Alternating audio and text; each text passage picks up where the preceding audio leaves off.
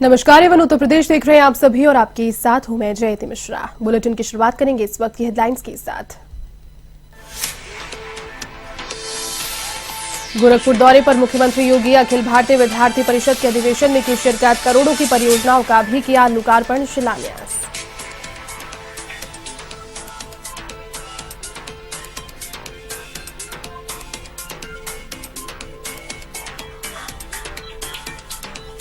रक्षा मंत्री राजनाथ सिंह झांसी में बीजेपी की जन विश्वास यात्रा का किया शुभारंभ, योगी सरकार के कार्यों पर लगाई मुहर, कहा 5 सालों में बदली यूपी की सूरत।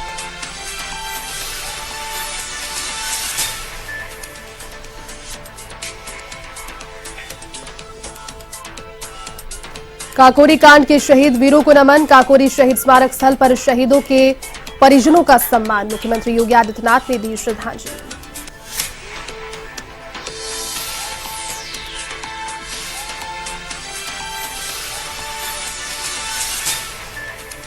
इनकम टैक्स के छापों को लेकर अखिलेश यादव का पलटवार, भाजपा सरकार को लिया आड़े हाथों, फोन टैपिंग का लगाया आरोप, कहा चुनाव आते ही आयकर विभाग शुरू हो गया।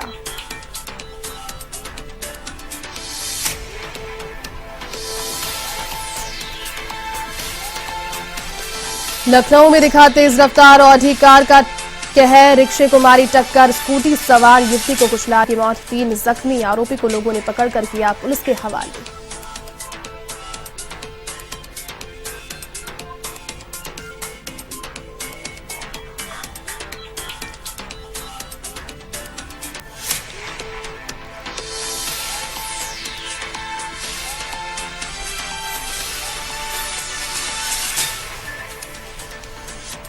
चलिए अब खबरें विस्तार से। काकोरी कांड के शहीद वीरों को नमन करते हुए मुख्यमंत्री योगी आदित्यनाथ ने लखनऊ में काकोरी शहीद स्मारक स्थल पर शहीदों के परिजनों को सम्मानित किया। इस दौरान मुख्यमंत्री योगी आदित्यनाथ ने अपने संबोधन में कहा कि 1925 में काकोरी में ब्रिटिश खजाना लूटकर ब्रिटिश सरकार को चुनौती दी थी। काकोरी घटना के नायकों में राजेंद्र नाथ लाहिरी, पंडित राम प्रसाद बिस्मिल ठाकुर, रोशन सिंह और अशफाक उल्लाह खां को फांसी की सजा सुनाई गई। मुख्यमंत्री योगी आदित्यनाथ बोले कि देश की आजादी के लिए अपना जीवन समर्पित करने वाले काकोरी ट्रेन एक्शन से जुड़े क्रांतिकारियों और भारत माता के उन सभी अमर बलिदानियों को विनम्र श्रद्धांजलि।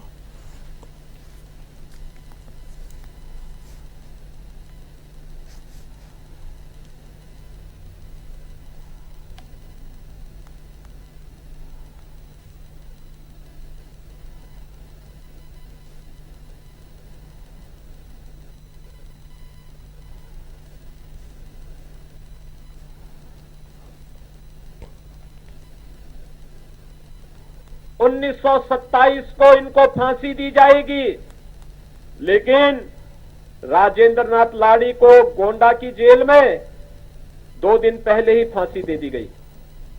यानी कैसे कानून की ध्वजियां उड़ाई जाती थी, यह दृश्य उस समय भी आप देख सकते हैं। 2 दिन पहले फांसी दी गई क्योंकि उन्हें यह पता था कि राजेंद्र नाथ लाड़ी कहीं जेल से बाहर न भाग जाएं। और 19 दिसंबर को भाइयों बहनों गोरखपुर जेल में पंडित राम प्रसाद बिस्मिल को, फैजाबाद जेल में अशफाक उल्लाह खां को और नैनी की जेल में इलाहाबाद में ठाकुर रोशन सिंह को फांसी दी गई। ये 3 क्रांतिकारियों को एक ही दिन फांसी दी गई।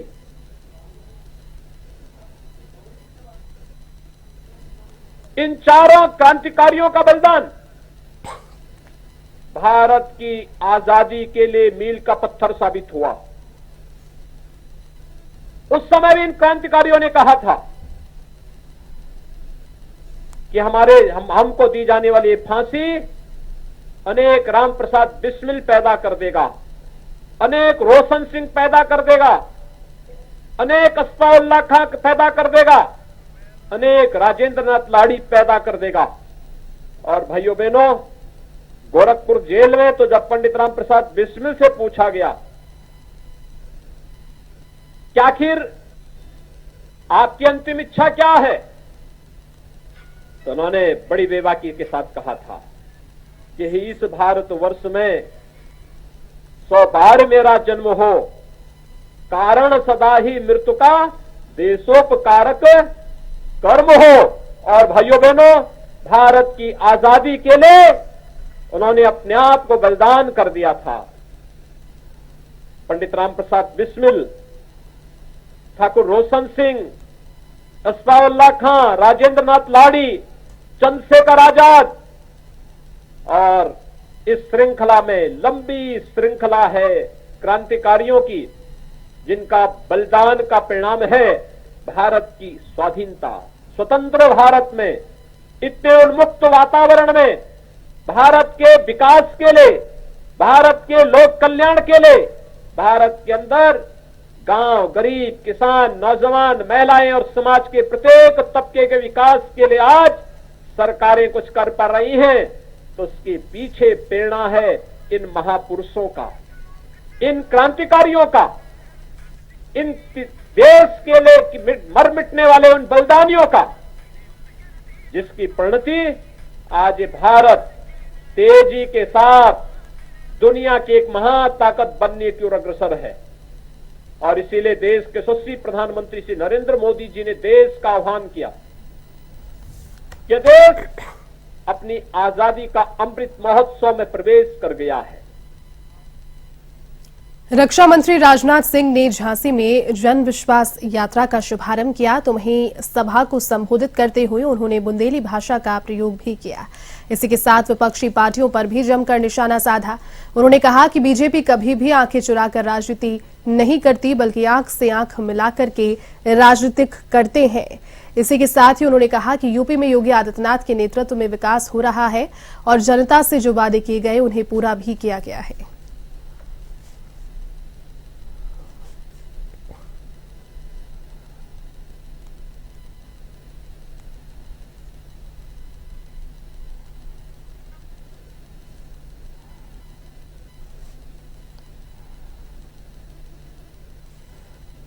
का दर्शन करने के लिए मैदान में आप सब लोगों के सामने में मौजूद। आज हमारी जन विश्वास यात्रा उत्तर प्रदेश के 6 स्थानों से प्रारंभ हो गई। बहनों भाइयों, भारतीय जनता पार्टी का यह मानना है कि हमें राजनीति यदि करनी चाहिए तो राजनीति जनता से आंखें चुरा कर राजनीति नहीं करनी चाहिए, जनता की आंखों में धूल झोंक कर राजनीति नहीं करनी चाहिए। राजनीति करनी चाहिए तो जनता की आंखों में आंख डालकर राजनीति करनी चाहिए। यह भारतीय जनता पार्टी की मान्यता, हमारा यह चरित्र रहा है। और मैं समाजवादी पार्टी, बहुजन समाज पार्टी के लोगों को भी चुनौती देता हूं। हमारी यदि कोई बात गलत हो तो उसका खंडन उनके द्वारा किया जाना चाहिए। यदि हमारी बात कोई गलत होगी तो उसके लिए मैं खेद भी व्यक्त करने को तैयार हूं, क्योंकि जनता से हम झूठ बोलकर हम जनता का समर्थन नहीं हासिल करना चाहते। यदि जनता का समर्थन हासिल करना चाहते हैं तो जनता का दिल और दिमाग जीत कर हम उनका समर्थन हासिल करना चाहते हैं। ये हमारे भारतीय जनता। तो मुख्यमंत्री योगी आदित्यनाथ आज पहुंचे हैं गोरखपुर के दौरे पर। फिलहाल एक कार्यक्रम के माध्यम से जनता को करोड़ों रुपए के विकास कार्यों के लोकार्पण और शिलान्यास के माध्यम से सौगात दी जा रही है। संबोधन उनका सुनाई। प्रतिनिधियों ने जो प्रयास किया है इसके लिए उन्हें हृदय से मैं धन्यवाद देता हूं। गोरखपुर विकास प्राधिकरण की इसमें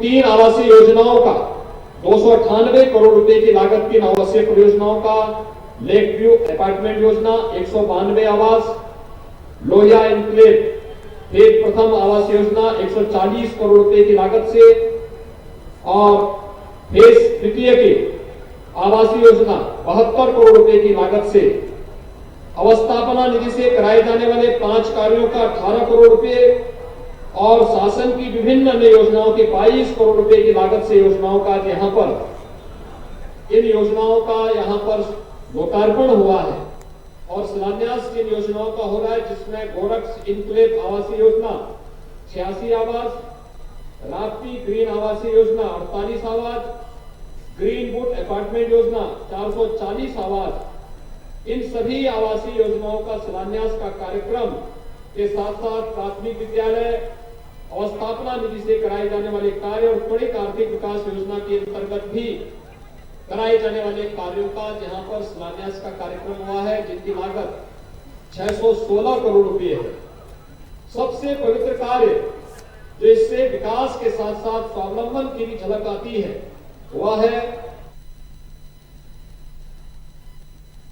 काकोरी कांड के महानायक शहीदों की याद में शहीदों की नगरी शाहजहांपुर में याद कर शहीद दिवस धूमधाम से मनाया गया। शहीद अशफाक उल्ला खान की मजार पर हर वर्ष की भांति उनके पौत्र अशफाक उल्ला खान ने चादरपोशी कर उनको नमन किया। तो वहीं यूपी कैबिनेट में मंत्री सुरेश कुमार खन्ना ने भी इस कार्यक्रम में शिरकत की और पुष्प अर्पित किए। शहीदों से एक ही प्रेरणा मिलती है कि उन्होंने दूसरों की ज़िंदगी आसान बनाने के लिए अपनी जान की बाजी लगा दी और हंसते हंसते फांसी के फंदे को चूम लिया। आज सबसे बड़ी आवश्यकता यह है कि हम कमज़ोर वर्गों की, ज़रूरतमंदों की या गरीब वर्ग की सेवा के लिए कोई न कोई सेवा का प्रकल्प चलाएं और उन लोगों के आंसू पोंछें, उनकी ज़िंदगी को आसान बनाने के लिए कुछ न कुछ करें। मैं समझता हूँ यही उनको सच्ची श्रद्धांजलि होगी। हम शहीदों को नमन करते हैं, उनको श्रद्धा सुमन अर्पित करते हैं और हम ईश्वर से प्रार्थना करते हैं कि ईश्वर उन जैसी भावना का हमको भी प्रेरित करते रहे। अखिलेश यादव ने इनकम टैक्स के छापों को लेकर पलटवार किया है। आपको बता दें कि लखनऊ में प्रेस कॉन्फ्रेंस करते हुए अखिलेश ने कहा कि इनकम टैक्स विभाग का इस्तेमाल किया जा रहा है। उन्हें डर लग रहा है कि कहीं यूपी में समाजवादी पार्टी की सरकार ना बन जाए, इसलिए वे इसका इस्तेमाल कर रहे हैं। अखिलेश ने कहा कि हमारे फोन टैप हो रहे हैं, हमारे फोन सुने जा रहे हैं। मुख्यमंत्री खुद उसकी रिकॉर्डिंग सुनते हैं। जब जब चुनाव होते हैं भाजपा फोन रिकॉर्ड करती है। समाजवादी पार्टी के नेताओं के फोन टैप किए जा रहे हैं। अखिलेश ने कहा कि सरकार बदलते ही अधिकारी भी बदलेंगे। जो उधर बुलडोजर चला रहे हैं उधर भी बुलडोजर चलाएंगे। कहते हैं कि 24 घंटे हम काम कर रहे हैं, जो सोते नहीं वे क्या काम करेंगे।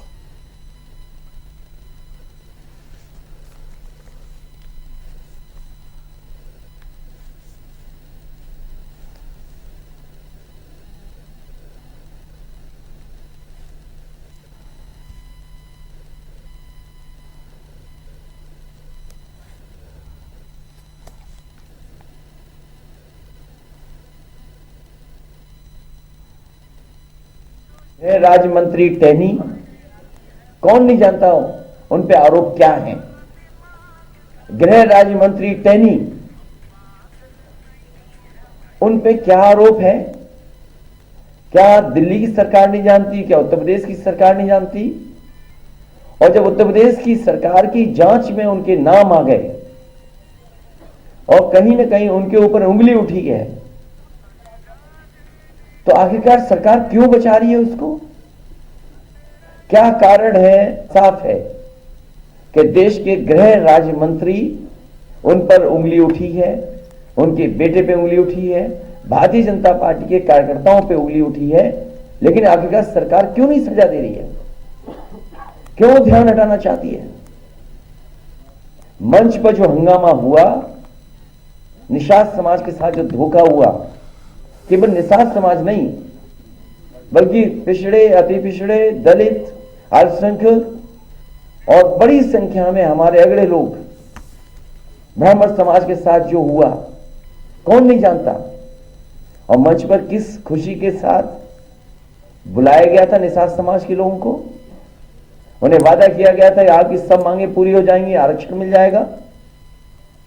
लेकिन मुझे खुशी है इस बात की कि निषाद समाज ने अपनी मांग को नहीं छोड़ा। उन्हें अगर मंच पे भी चढ़ना पड़ा होगा तो मंच पे चढ़ गए और सरकार के कानों तक अपनी आवाज पहुंचाने का काम किया। यूपी के रसूलाबाद में भारतीय जनता पार्टी के किसान मोर्चा का सम्मेलन आयोजित हुआ, जिसमें बतौर मुख्य अतिथि बीजेपी के प्रदेश सोशल मीडिया प्रभारी मंजू अभिषेक का विधायक निर्मला सखवार ने स्वागत किया।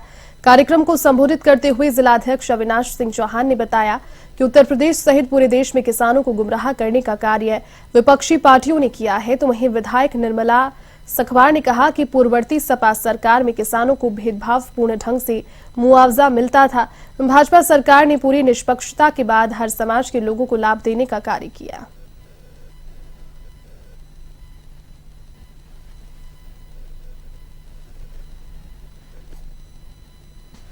भारतीय किसान मोर्चे का बहुत शानदार और बहुत अच्छा कार्यक्रम था। यहाँ के जिलाध्यक्ष माननीय प्रीतू सिंह जी ने की अध्यक्षता में और हमारे कानपुर देहात के जिलाध्यक्ष माननीय अविनाश सिंह चौहान भैया और बाकी सभी लोगों के पूर्ण सहयोग से ये कार्यक्रम बहुत सफल रहा।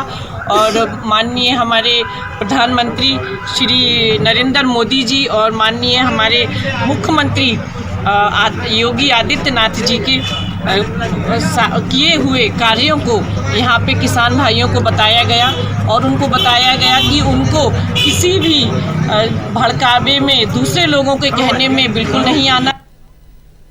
यूपी के हरदोई में बहुजन समाज पार्टी की मंडल स्तरीय जनसभा हुई, जिसमें हरदोई की सांडी, बालामऊ और गोपामऊ विधानसभा सीटों के कार्यकर्ताओं समेत टिकट के दावेदार शामिल हुए। बसपा के राष्ट्रीय महासचिव सतीश चंद्र मिश्रा ने कहा कि राष्ट्रीय अध्यक्ष मायावती के निर्देश पर कमल वर्मा को सांडी विधानसभा क्षेत्र से प्रत्याशी बनाया गया है, तो वहीं उन्होंने मंच से भाजपा और सपा पर जमकर निशाना साधा।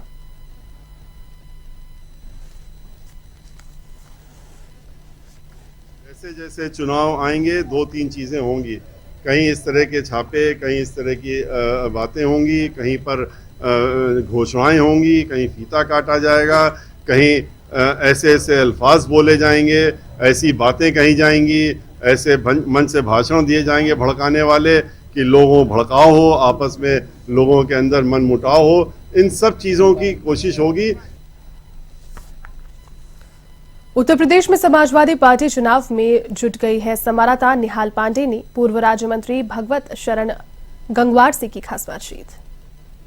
2022 को चुनाव को लेकर सभी पार्टियां अपनी तैयारियां जोरों पर कर रही हैं। इसी मुद्दे पर बातचीत करने के लिए हमारे साथ सपा से पूर्व राज्य मंत्री भगवत शरण गंगवार हैं। आइए इनसे बातचीत करते हुए 2022 को लेकर क्या तैयारियां चल रही हैं। सर, एवन टीवी में आपका बहुत बहुत स्वागत। बहुत बहुत शुक्रिया।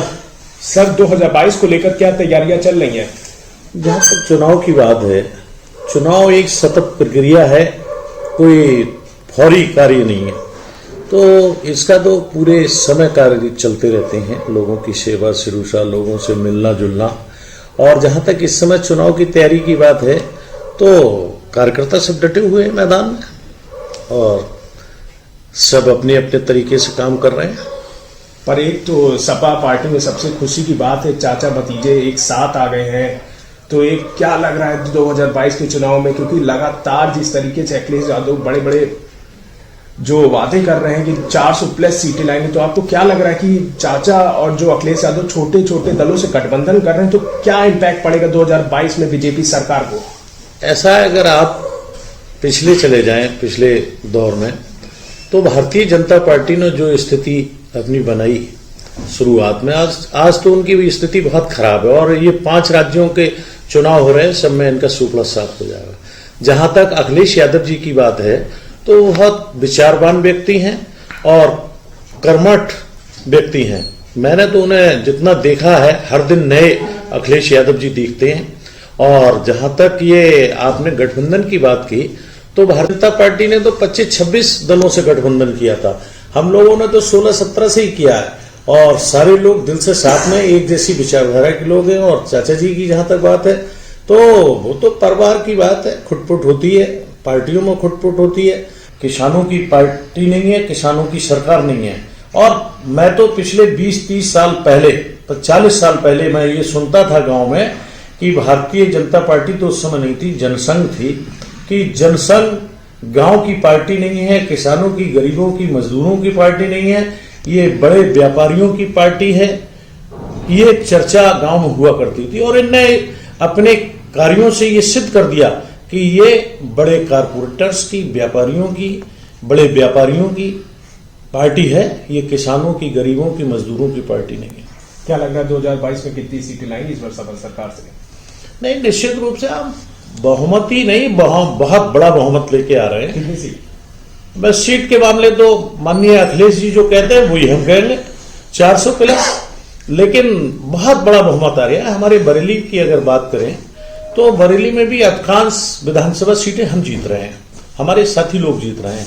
और जिस दिन टिकट डिक्लेयर हो गए, तो भूचाल आ जाएगा उत्तर प्रदेश के अंदर, तो बड़े बहुमत के साथ हम लोग चुनाव जीतेंगे। और सरकार बनेगी। बीजेपी सरकार लगातार आरोप लगाती रही कि सपा सरकार में काफी ज्यादा गुंडागर्दी रहती, तो आप इसको किस नजरिए से देखें? ऐसा है, हम बहुत बाहर की बात तो नहीं करते, लेकिन अगर हम कहें बरेली की बात, तो बरेली में कोई थाना ऐसा नहीं है जिसमें भारतीय जनता पार्टी के गुंडों ने थानों में बवाल नहीं किया, मारपीट नहीं की और बंद नहीं हुए।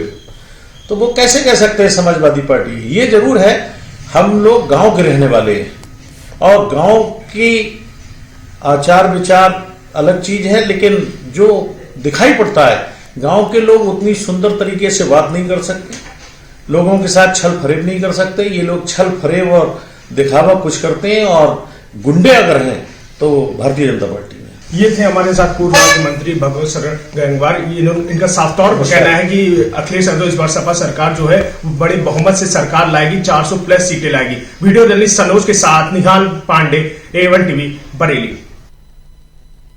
मिर्जापुर में 3037 करोड़ की लागत से बने 146 किलोमीटर लंबे राष्ट्रीय राजमार्ग का लोकार्पण और शिलान्यास सोमवार को लालगंज में होगा। इस दौरान केंद्रीय मंत्री नितिन गडकरी और मुख्यमंत्री योगी आदित्यनाथ मौजूद रहने वाले हैं। इस मौके पर उप मुख्यमंत्री केशव मौर्य भी उपस्थित रहेंगे। ये आयोजन दोपहर 1:30 बजे होगा। इस दौरान क्षेत्र के 4 राष्ट्रीय राजमार्ग के निर्माण, उन्नयन और सुदृढ़ीकरण कार्य का लोकार्पण किया जाएगा। मिर्जापुर को धर्मनगरी, काशी संगम नगरी, प्रयागराज के साथ साथ मध्य प्रदेश के रास्ते दक्षिण भारत तक जोड़ने का कार्य किया गया है। इन सभी राष्ट्रीय राजमार्गों के निर्माण से मिर्जापुर मंडल व आसपास के क्षेत्रों के चहुमुखी विकास को बल मिला है। इनमें जनता को सड़क सुविधा का नया आयाम मिल रहा है।